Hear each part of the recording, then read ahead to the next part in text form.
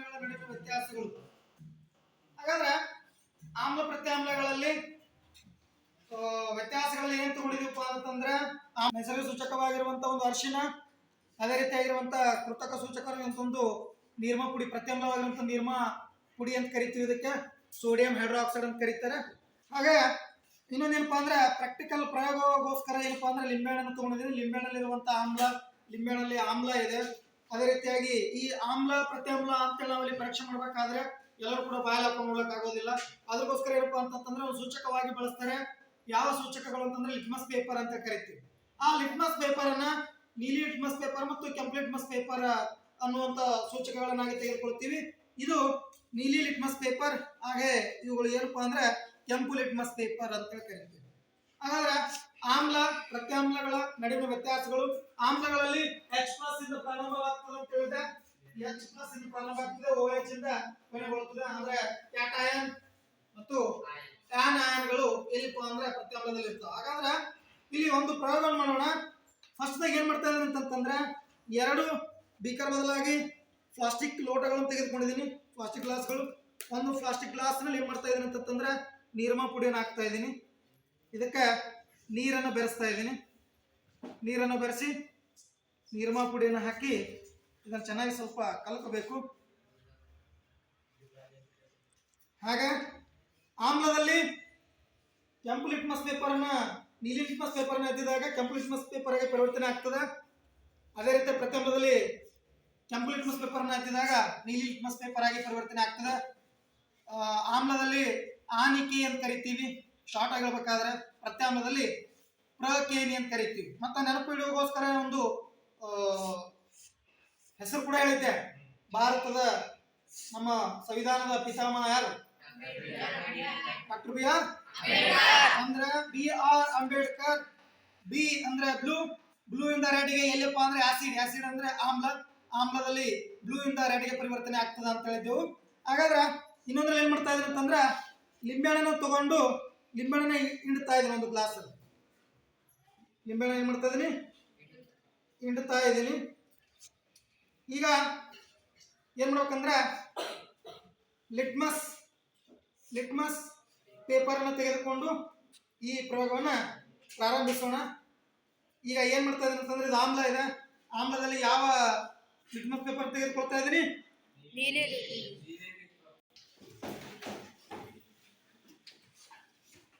ನೀಲಿ litmus paper ಅನ್ನು ತೆಗೆದುಕೊಂಡು ಆಮ್ಲದಲ್ಲಿ ಎದ್ದಿದಾಗ ಕೆಂಪು ಬಣ್ಣಕ್ಕೆ ಪರಿವರ್ತನೆ ಅಂತ ಹೇಳುತ್ತೆ ಆನಿಕೆ. ಇನ್ನ ಕೆಂಪು ಲಿಟ್ಮಸ್ ಪೇಪರ್ ಪ್ರಕೇನಿ ಅಂತ ಕರೆದ ಪ್ರತ್ಯಾಮ್ಲದಲ್ಲಿ. ಹಾಗಾದ್ರೆ ಎರಡು ಆಮ್ಲದಲ್ಲಿ ನೀಲಿ ಲಿಟ್ಮಸ್ ಪೇಪರ್ ಅನ್ನು ತೆಗೆದುಕೊಂಡು ಈ ಪ್ರಯೋಗವನ್ನು ಮಾಡ್ತಾ ಇದ್ದೀನಿ.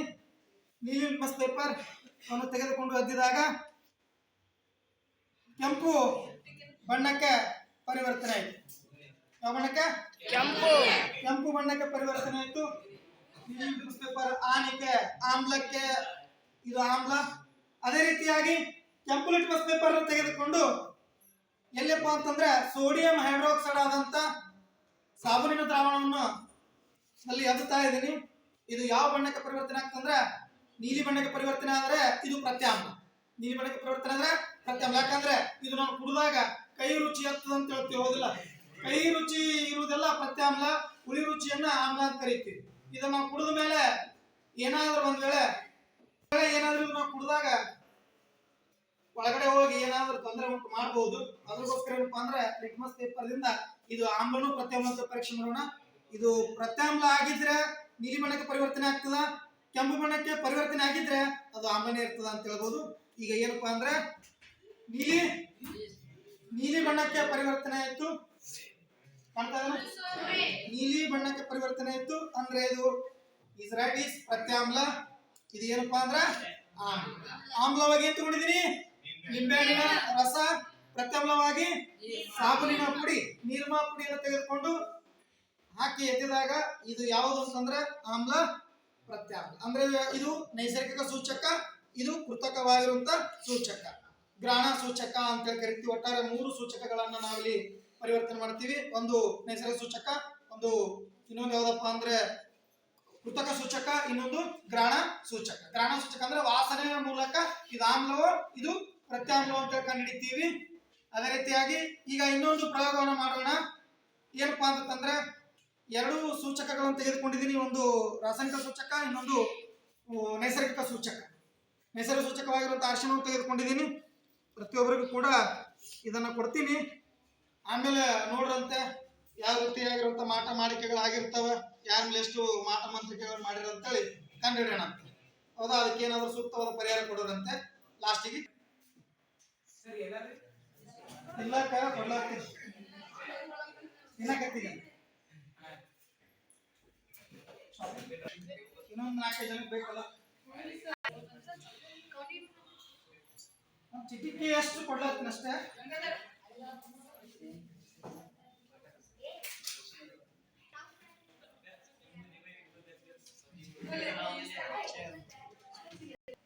ಮತ್ತಿಂದು ಸತ್ತಿಗೆ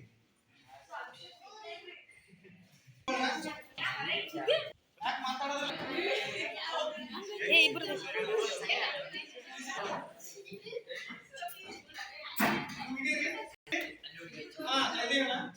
ಸ್ವಲ್ಪ ಅವ್ರ ಕೈಗಳನ್ನು ತೋರಿಸ್ರಿ ಸ್ಲೋಲಿ. ರೈಟ್, ಈಗ ಹಿಡೀರಿ. ಕೈ ಬಾಳ ಕೆಂಪಗಾಗ್ಯದ, ಒಬ್ಬರ ಕೈ ಕಡಿಮೆ ಕೆಂಪಗಾಗ್ಯವ, ಒಬ್ಬರ ಕೈ ಅಷ್ಟೇ ಹಳದಿ ಅವ. ಅಂದ್ರೆ ಇದ್ರ ಮ್ಯಾಲ ಪ್ರಕಾರ ಏನಪ್ಪಾ ಅಂದ್ರೆ ಹೆಚ್ಚು ಕೆಂಪಾದವ್ರ ಕೈಗೆ ಹೆಚ್ಚಿಗೆ ಮಾಡಿಸ್ಯಾರ ಅಂತ ಅರ್ಥ. ಕಡಿಮೆ ಅಂದ್ರೆ ಸ್ವಲ್ಪ ಮಾಟಗಳನ್ನು ಮಾಡಿಸಿದಾರೆ, ಅರಿಶಿಣದವ್ರಿಗೆ ಏನು ಮಾಡಿಸಿಲ್ಲ. ಹೌದಾ? ಅಂದ್ರೆ ಇಲ್ಲಿ ಏನು ಕೊಟ್ಟಿದ್ದೀರ ಅಂತಂದ್ರೆ ಅರಿಶಿಣ. ಹೌದಾ? ಅಂದ್ರೆ ಕೆಮಿಸ್ಟ್ರಿ ಯಾರಿಗೆ ಗೊತ್ತಿರ್ತದೋ ಅವ್ರ ಏನಪ್ಪಾ ಅಂದ್ರೆ ಈ ಮಾಟ ಮಾಡಿಕೆಗಳನ್ನ ಮಾಡ್ತೀವಿ. ನಿಮ್ಮೆಣದ ರಕ್ತ ತರಿಸ್ತೀನಿ, ನಿಮ್ ಕೈದಾಗ ರಕ್ತ ತರಿಸ್ತೀನಿ ಅಂತ ಹೇಳ್ಕೊಳ್ತಿರ್ತಾರಲ್ಲ, ಅಂದ್ರೆ ಇದೊಂದು ಮೂಢನಂಬಿಕೆ. ಯಾರಿಗೆ ಕೆಮಿಸ್ಟ್ರಿಯನ್ನು ಚೆನ್ನಾಗಿ ಅರ್ಥ ಆಗಿರ್ತದೋ, ಯಾರು ಚೆನ್ನಾಗಿ ಓದ್ಕೊಂಡಿರ್ತಾರೋ ಅವರಿಗೆ ಏನಪ್ಪಾ ಅಂತಂದ್ರೆ ಈ ಮಾಟ ಮಾಡಿಕೆಗಳನ್ನ ಮಾಡಿಸೋದು ಗೊತ್ತಿರುತ್ತೆ. ಅದಕ್ಕೋಸ್ಕರ ಏನಪ್ಪಾ ಅಂತಂದ್ರೆ ಯಾರು ಇಲ್ಲಿ ಏನಾಗಬಾರ್ದು, ಕೂಗಬಾರ್ದು. ಮಾಡಿಸಿದೀನಿ, ಅಷ್ಟು ಮಾಡಿಸಿದೀನಿ, ಇಷ್ಟು ಮಾಡಿಸಿದೀನ, ಏ ನಿನಗೆ ಬಹಳಷ್ಟು ತೊಂದರೆ ಅದ. ಈಗ ಯಾರಪ್ಪ ಅಂದ್ರೆ ಕಾರ್ತಿಕ್ ಬಹಳಷ್ಟು ಕೆಂಪಗೆ ಅಂತಂದ್ರ ಇವ್ನಿಗೆ ಏನಪ್ಪಾ ಅಂದ್ರಲ್ಲ, ಇವ್ನಿಗೆ ಬಹಳ ಸಮಸ್ಯೆ ಅದ, ಇವ್ನಿಗೆ ಬಹಳ ಸಮಸ್ಯೆ ಅದ. ಹೌದಲ್ರಿ? ಈ ಸಮಸ್ಯೆ ಇದ್ರ ಏನಪ್ಪಾ ಅಂದ್ರ ನಾಳೆ ನಮ್ಮ ಮನೆಗೆ ಒಂದು ತೊಲಿ ಬಂಗಾರ, ಒಂದು ಸಕ್ಕ ತೊಂಬ, ನಿಮ್ಮೆಲ್ಲ ಪರಿಹಾರಗಳನ್ನ ಮಾಡ್ತೀನಿ. ಯಾವ ರೀತಿಯಾಗಿರುವಂತ ಪ್ರತಿಯೊಬ್ಬರಿಗೂ ಕೂಡ ಇಲ್ಲಿ ಶೋಭಾಗ ಕೆಂಪು ರಂಗ್ ಆಗ್ಯದ ಅಂದ್ರೆ ಸ್ವಲ್ಪ ಮಾನಸಿಕ ಆಗಿದ್ನಿ. ಅಂದ್ರೆ ಪ್ರತಿಯೊಬ್ಬರಿಗೂ ಕೂಡ ಕೈ ಕೆಂಪಾಗ್ಯದ, ಈಕಿನ ಕೆಂಪಾಗಿಲ್ಲ ಅಂದ್ರೆ ಈಕಿ ಯಾವ್ದೋ ತೊಂದರೆ ಇಲ್ಲ. ಸ್ವಲ್ಪ ಈಕಿ ಸ್ವಲ್ಪ ಮಾಡ್ಸ್ಯಾರ, ಕಡಿಮೆ ಆಗಿ ಮಾಡ್ಸ್ಯಾರ ಅಂತ ಅನ್ಬೋದು. ಇವ್ರಿಗಂತೂ ಏನು ಮಾಡ್ಸಿಲ್ಲ, ಚಲೋ ಆರೋಗ್ಯವಂತ ಆಗಿರ್ತೀನಿ, ಒಳ್ಳೆ ಕಾಣಿಸಿರ್ತಾನೆ. ಪ್ರತ್ಯಾಮ್ಲಗಳು. ಆಮ್ಲ ಅಂತಂದ್ರೆ ನೈಸರ್ಗಿಕ ಸೂಚಕ ಅರಿಶಿಣ. ಇದು ಕೃತಕವಾಗಿ ಒಂದು ಸೂಚಕವಾಗಿರುತ್ತೆ. ನಿರ್ಮಾ ಪೌಡರ್ನ ಒಬ್ಬರಿಗೆ ಏನ್ ಮಾಡಿದೀನಿ ಅಂತಂದ್ರೆ ಒಬ್ಬರಿಗೆ ಅರಿಶಿಣ ಅಷ್ಟೇ ಹಾಕ್ಬಿಟ್ಟಿದೀನಿ, ಒಬ್ಬರಿಗೆ ಅರಿಶಿಣ ನಿರ್ಮಾ ಪುಡಿ ಹಾಕಿದೀನಿ, ಒಬ್ಬರಿಗೆ ಅರಿಶಿಣ ಮತ್ತು ನಿರ್ಮಾ ಪುಡಿ ಹಾಕಿದೀನಿ. ಯಾರಿಗೆ ಸ್ವಲ್ಪ ಜಾಸ್ತಿ ನಿರ್ಮಾ ಪುಡಿ ಅರಿಶಿಣ ಬಿದ್ದಿತ್ತಂದ್ರೆ ಅವ್ರಿಗೆ ಜಾಸ್ತಿ ರಂಗ್ ಆಗಿರ್ತದೆ ಕೈ, ಕೆಲವರಿಗೆ ಅಷ್ಟೇ ಮೀಡಿಯಂ ರಂಗ್ ಆಗಿರ್ತದೆ, ಕಡಿಮೆ ಹಾಕಿದ್ರೆ. ಅಂದ್ರೆ ಇದೆಲ್ಲ ಆಗೋದ್ರ ಮೂಲಕ ಅಂತಂದ್ರೆ ವಿಜ್ಞಾನಗಳ ಮೂಲಕ. ವಿಜ್ಞಾನವನ್ನ ಅರ್ಥಕೊಂಡವನು ಏನಾದರೂ ಮಾಡಿಕೆಗಳನ್ನು ಮಾಡಿಸ್ತೀನಿ ಅಂತ ಹೇಳಿರ್ತಾರೆ. ಈ ಲಿಂಬೆಹಣ್ಣದಲ್ಲಿ ಏನಪ್ಪಾ ಅಂತಂದ್ರೆ ಇದು ಆಸಿಡ್ ಅದ, ಇದರಲ್ಲಿ ಪ್ರತ್ಯಾಮ್ಲವಾಗಿರುವಂತ ಯಾವ್ದಾದ್ರು ಒಂದು ಸೂಚಕವನ್ನ ಬಳಸಿ ನಿರ್ಮಾ ಪುಡಿ ಆಗಿರ್ಬೋದು, ಇನ್ನಿತರವಾಗಿರ್ಬೋದು, ಅದನ್ನ ಚೆನ್ನಾಗಿ ಅರಿಶಿಣ ನಿರ್ಮಾ ಪುಡಿ ಆಗಿ ನಿರ್ಮಾ ಮಾಡಿ ಅದನ್ನ ಇಂಜೆಕ್ಷನ್ ಮಾಡೋದ್ರ ಮೂಲಕ ಕೂಡ ಏನಾಗ್ಬೋದು ಅಂತಂದ್ರೆ ಪ್ರತ್ಯಾಮ್ಲ ಅಂದ್ರೆ ಇದು ಕೆಂಪಾಗ್ಬೋದು. ಇದು ಹೋದ ತಕ್ಷಣ ಏನ್ ಬರ್ತದಪ್ಪ ಅಂದ್ರೆ ರಕ್ತ ಬರ್ತದ, ಲಿಂಬೆಹಣ್ಣದ ರಕ್ತ ತರಿಸ್ತೀವಿ ನಾ ಅಂತ ಹೇಳ್ತಿರ್ತಾರ. ಇದೆಲ್ಲ ಒಂದು ಶುದ್ಧ ಮೂಢನಂಬಿಕೆ ಅಂತ ಕರಿತೀವಿ. ಇರ್ಲಿ, ಇಲ್ಲಿವರೆಗೂ ಆಮ್ಲ ಪ್ರತ್ಯಾಮ್ಲದ ನಡುವಿನ ವ್ಯತ್ಯಾಸಗಳು ಏನಂತ ತಿಳ್ಕೊಂಡ್ರಿ. ಆಮ್ಲ ಪ್ರತ್ಯಾಮ್ಲದ ನಡುವಿನ ವ್ಯತ್ಯಾಸಗಳು ಏನದರಿ? ಆಮ್ಲದಲ್ಲಿ ಯಾವುದು HCl ಆಗಿರುವಂತ ಆಮ್ಲ, H2SO4 ಆಗಿರುವಂತ ಆಮ್ಲ. ಉದಾಹರಣೆಗಳು ಬೇಕಾದ್ರೆ ಹುಳಿ ರುಚಿಯನ್ನು ಹೊಂದಿರುವುದು ಆಮ್ಲಗಳು ಅಂತ ಕರಿತೀವಿ, ಕಹಿ ರುಚಿ ಹೊಂದಿರೋದಕ್ಕೆ ಪ್ರತ್ಯಾಮ್ಲಗಳು ಅಂತ ಕರಿತೀವಿ. H+ ಇಂದ ಪ್ರಾರಂಭ ಆಗ್ತವೆ. ಹಾಗಾದ್ರೆ ಇನ್ನು ಉದಾಹರಣೆಗಳು ಅದಾವೆ ರಾಸಾಯನಿಕವಾಗಿ ಬರೀಬೇಕಾದ್ರೆ. ಇಲ್ಲಿ ಏನಪ್ಪಾ ಅಂದ್ರೆ magnesium hydroxide, sodium hydroxide, potassium hydroxide etcetera. ಅಂದ್ರೆ ಇವುಗಳು ಪ್ರತ್ಯಾಮ್ಲಗಳು ಅಂತ ಕರಿತೀವಿ. ಪ್ರತ್ಯಾಮ್ಲಗಳು ಇಲ್ಲಿ ಏನಪ್ಪಾ ಅಂದ್ರೆ ಆ ನಿ ಕೆ ಪ್ರ ಕೆ ನಿ ಅಂದ್ರೆ ಪ್ರತ್ಯಾಮ್ಲದಲ್ಲಿ ಕೆಂಪು ಲಿಟ್ಮಸ್ ಪೇಪರ್ ನೀಲಿ ಲಿಟ್ಮಸ್ ಪೇಪರ್ ಪರಿವರ್ತನೆ ಆಗ್ತದೆ, ಆಮ್ಲದಲ್ಲಿ ನೀಲಿ ಲಿಟ್ಮಸ್ ಪೇಪರ್ ಕೆಂಪು ಲಿಟ್ಮಸ್ ಪೇಪರ್ಗೆ ಪರಿವರ್ತನೆ ಆಗ್ತದೆ ಅಂತ ಹೇಳ್ತಿರ್ತೀವಿ. ಹಾಗಾದ್ರೆ ಲೋಹದ ಆಕ್ಸೈಡ್ಗಳು, ಲೋಹೀಯ ಆಕ್ಸೈಡ್ಗಳೊಂದಿಗೆ ಆಮ್ಲ ಮತ್ತು ಪ್ರತ್ಯಾಮ್ಲಗಳ ವರ್ತನೆ. ಎಲ್ಲಾ ಲೋಹೀಯ ಆಕ್ಸೈಡ್ಗಳು ಏನಾಗಿರ್ತವೆ? ಪ್ರತ್ಯಾಮ್ಲಗಳಾಗಿರ್ತವೆ. ಇಲ್ಲಿ ಏನಿದೆ, ಒಂದು ಗ್ಲಾಸ್ ಇದೆ, ಇದ್ರಲ್ಲಿ ಏನ್ ತಗೊಂಡಿರಂತಂದ್ರೆ ಮ್ಯಾಗ್ನೀಷಿಯಂ ತಂತಿಯನ್ನ, ಈ ಮ್ಯಾಗ್ನೀಷಿಯಂ ತಂತಿಯನ್ನ ಗಾಳಿಯ ಉಪಸ್ಥಿತಿಯಲ್ಲಿ ಮುಚ್ಚಿದಾಗ ಮ್ಯಾಗ್ನೀಷಿಯಂ ಆಕ್ಸೈಡ್ ಪರಿವರ್ತನೆ ಆಗಿದೆ. ಈ ಮ್ಯಾಗ್ನೀಷಿಯಂ ಆಕ್ಸೈಡ್ ಏನಪ್ಪಾ ಅಂದ್ರೆ ಬಿಳಿಯ ಬಣ್ಣದ ಪುಡಿ. ಆ ಪುಡಿಯನ್ನ, ಈ ಮ್ಯಾಗ್ನೀಷಿಯಂ ಆಕ್ಸೈಡ್ ಅನ್ನ ಎಲ್ಲ ಆಗ್ತಾ ಇದೆ ಅಂತಂದ್ರೆ ನೀರಿನಲ್ಲಿ ಹಾಕಿದಾಗ ಮ್ಯಾಗ್ನೀಷಿಯಂ ಹೈಡ್ರಾಕ್ಸೈಡ್ ಆಗಿ ಪರಿವರ್ತನೆ ಆಯ್ತು. ಈ ಮ್ಯಾಗ್ನೀಷಿಯಂ ಹೈಡ್ರಾಕ್ಸೈಡ್ ಅಂದ್ರೆ ಇದು ಪ್ರತ್ಯಾಮ್ಲ ಅಂತ ಕರಿತೀವಿ. ಅಂದ್ರೆ ಆ ಎಲ್ಲಾ ಲೋಹೀಯ ಆಕ್ಸೈಡ್ಗಳು, ಮ್ಯಾಗ್ನೀಷಿಯಂ ಆಕ್ಸೈಡ್ ಆಗಿರಬಹುದು, ಕಾಪರ್ ಆಕ್ಸೈಡ್ ಆಗಿರಬಹುದು, ಕಬ್ಬಿಣದ ಆಕ್ಸೈಡ್ ಆಗಿರಬಹುದು, ಈ ರೀತಿಯಾಗಿರುವಂತ ಎಲ್ಲಾ ಆಕ್ಸೈಡ್ಗಳು ಏನಾಗಿದೆ ಅಂತಂದ್ರೆ ಪ್ರತ್ಯಾಮ್ಲಗಳಾಗಿವೆ. ಎಲ್ಲಾ ಪ್ರತ್ಯಾಮ್ಲಗಳಾಗಿದ್ದಾವೆ. ಇದನ್ನ ಇಲ್ಲಿ ಪುಡಿ ಹಾಕಿದೀನಿ, ಮ್ಯಾಗ್ನೀಷಿಯಂ ತಂತು ಉರಿಸಿದ ಮೇಲೆ ಪುಡಿ ಹಾಕಿದೀನಿ. ಈ ಪುಡಿಯಲ್ಲಿ ಎಷ್ಟು ಗೊತ್ತಿದೆ ಅಂತಂದ್ರೆ ಕೆಂಪು ಲಿಟ್ಮಸ್ ಪೇಪರ್ ಅನ್ನು ತೆಗೆದುಕೊಳ್ತಾ ಇದ್ದೀನಿ. ಯಾವ ಲಿಟ್ಮಸ್ ಪೇಪರ್? ಕೆಂಪು ಲಿಟ್ಮಸ್ ಪೇಪರ್ ಅನ್ನು ತೆಗೆದುಕೊಳ್ತಾ ಇದ್ದೀನಿ. ಇದು ನೀಲಿ ಬಣ್ಣಕ್ಕೆ ಪರಿವರ್ತನೆ ಅಂತಂದ್ರೆ ಎಲ್ಲಾ ಲೋಹೀಯ ಆಕ್ಸೈಡ್ಗಳು ಏನಾಗಿರ್ತಾವ ಅಂತ ಹೇಳ್ಬೋದು? ಪ್ರತ್ಯಾಮ್ಲಗಳಾಗಿರ್ತವೆ. ಎಲ್ಲಾ ಲೋಹೀಯ ಆಕ್ಸೈಡ್ಗಳು ಏನಾಗಿರ್ತವೆ? ಪ್ರತ್ಯಾಮ್ಲಗಳಾಗಿರ್ತವೆ. ಇದರಲ್ಲಿ ಇದನ್ನೇನಾದ್ರೂ ನೀಲಿ ಲಿಟ್ಮಸ್ ಪೇಪರ್ಗೆ ಪರಿವರ್ತನೆ ಆಯ್ತಂದ್ರೆ ನೀಲಿ ಲಿಟ್ಮಸ್ ಪೇಪರ್ಗೆ ಪರಿವರ್ತನೆ ರೈಟಾ? ನೀಲಿ ಲಿಟ್ಮಸ್ ಪೇಪರ್ಗೆ ಪರಿವರ್ತನೆ ಆಗಿದೆ ಅಂದ್ರೆ ಇದು ಯಾವ ಬಣ್ಣದಲ್ಲಿದೆ? ನೀಲಿ ಬಣ್ಣದಲ್ಲಿದೆ ಅಂತಂದ್ರೆ ಇದು ಯಾವ ಆಮ್ಲ? ಇದು ಯಾವುದು? ಪ್ರತ್ಯಾಮ್ಲ. ಯಾವುದು? ಇಲ್ಲಿವರೆಗೆ ಆಮ್ಲ, ಪ್ರತ್ಯಾಮ್ಲಗಳು, ಲೋಹೀಯ ಆಕ್ಸೈಡ್ಗಳೆಲ್ಲ ಕೂಡ ಪ್ರತ್ಯಾಮ್ಲಗಳಾಗಿರ್ತವೆ ಅಂತೇಳಿ ಇಲ್ಲಿವರೆಗೂ ಕೇಳಿದಿರಿ.